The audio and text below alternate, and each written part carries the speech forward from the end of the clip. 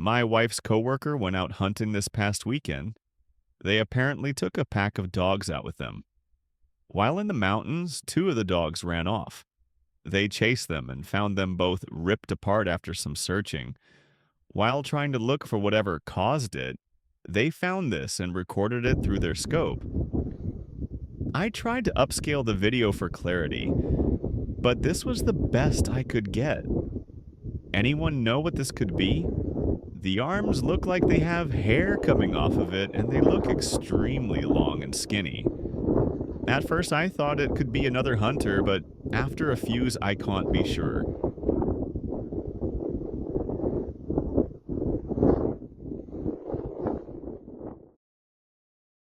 Back in 2019, my son and I joined my parents on a trip to Cornville, Arizona.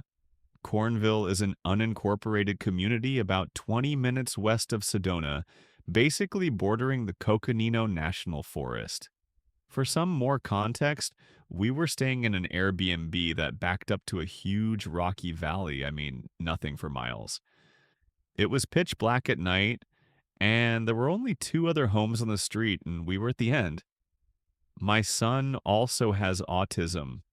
He was nonverbal and 2 years old at the time. He has a very distinct wail, at least to me as his mom.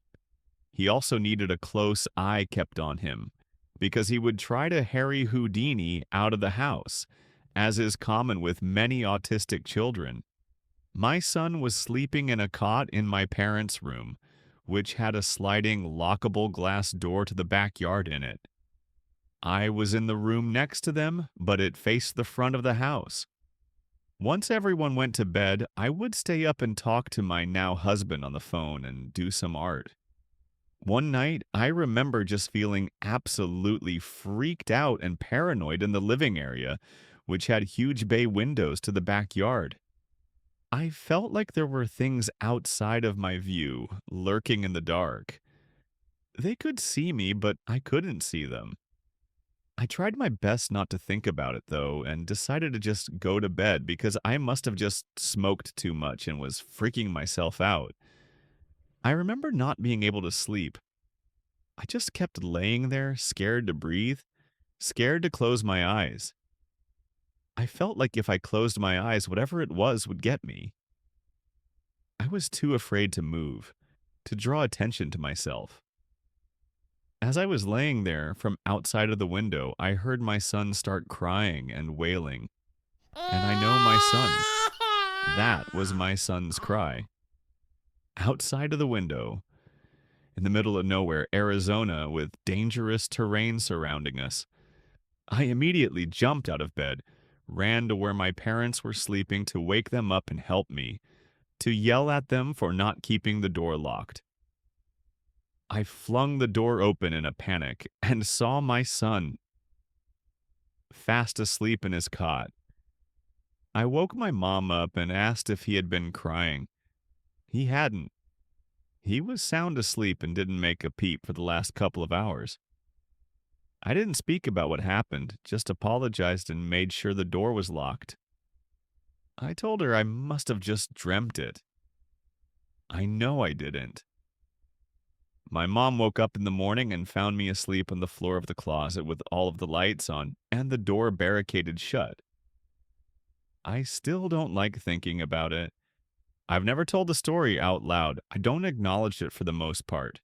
I refuse to say any type of name after that. I don't listen to any content about it. I try to mind my business, sometimes while I'm outside at night in my own backyard, way out in southeast Wisconsin. I get sudden chills and a panic that tells me not to move fast, not to act scared, and to get the hell back in the house and lock the doors. I refuse to go back to northern Arizona. I will never, ever go back there.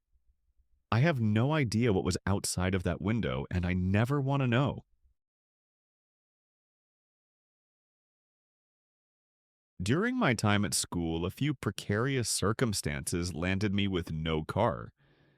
Because of this, I was forced to move to an apartment that would have put me within striking distance of my campus. Being that it was about a 2-mile journey, With my city's relatively small downtown falling in between my complex and school, I found it most rational to purchase an electric scooter as my primary form of transportation. My city ran alongside a river, and my apartment happened to border it. This gave me a nice view, but more importantly, it gave me direct access to the greenway that allowed me to circumvent all traffic on my scooter. It was a straight shot from one end of the city, my campus, to the other, where I lived. The greenway did have one flaw that regularly proved to be detrimental.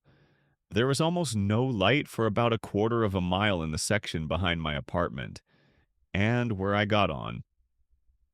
My scooter was nice, but the headlight was abysmal. I resolved to cease using it entirely, instead relying on my eyes to be able to discern movement on the path ahead. During my year-long stay at Riverside, I could count on one hand the number of people I saw on the path after dark. Guess I was the only one crazy enough to be out there so late, so regularly. I drove past a naked homeless person tweaking about a mile from my house, calling the cops upon my arrival back home. I drove past one man whose chilling gaze could be felt even in pitch black. He must have not been too happy to see an electric vehicle with no lights at such an hour, which I couldn't blame him for. Of the encounters I had on that path, there is only one that still haunts me. One I couldn't tell my friends or family because I was sure no one would believe me. Like any other of my evening commutes, I made it to the gate in the back of my complex that led up to my home. I was confident in the dark, and I didn't fright easily, but as I unlatched the gate, I felt the sensation I had when that man was staring me down. I was being watched. Looking down the path to the section that lay ahead about 20 yards or so, under a flickering orange street lamp that signified the end of the greenway, was a German shepherd staring at me. It was as if it had been taxidermized. I couldn't see it breathing or blinking, just staring. Its eyes were almost human. Despite the distance, I could easily discern its iris, small and beady. I felt frozen, and a morbid sense of dread overwhelmed me. I didn't dare get any closer, nor did it. We were locked within a mutual trance, and the entire time it was completely still.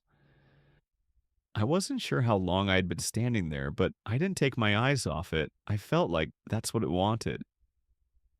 I knew my gaze was the only thing holding it in place. The river flowing and the sound of cars passing by on a nearby highway felt deafening. Further down the path in the foliage adjacent, past whatever that thing was, there was the crackle of twigs being broken under the pressure of what was likely a bunny or groundhog. Before the sound even finished reverberating, the thing had snapped its head to the direction of its source like an owl. Electrical pulses were surging through my body, and I could feel every nerve screaming at me to immediately break for my apartment. However, I was so paralyzed with fear that I kept my gaze upon the creature. Knowing where it was the only thing providing me a sense of comfort. Then, after it had seemingly ascertained the location of the animal, it leapt up on its hind legs and darted into the woods. Like a bolt of lightning, it was gone, and it took a few seconds for the rest of my body to catch up to what my eyes just saw.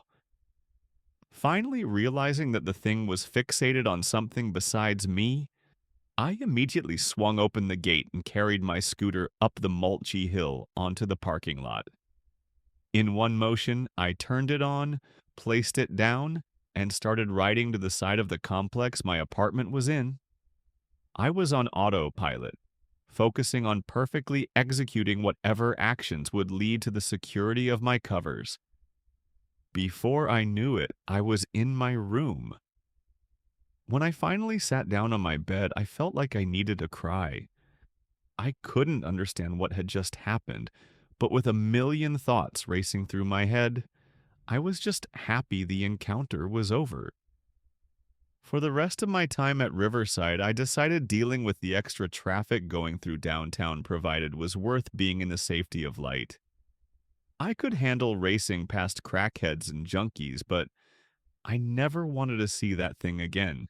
I hadn't had another similar incident, and when I finally got another car after I graduated, I began to feel safe commuting again.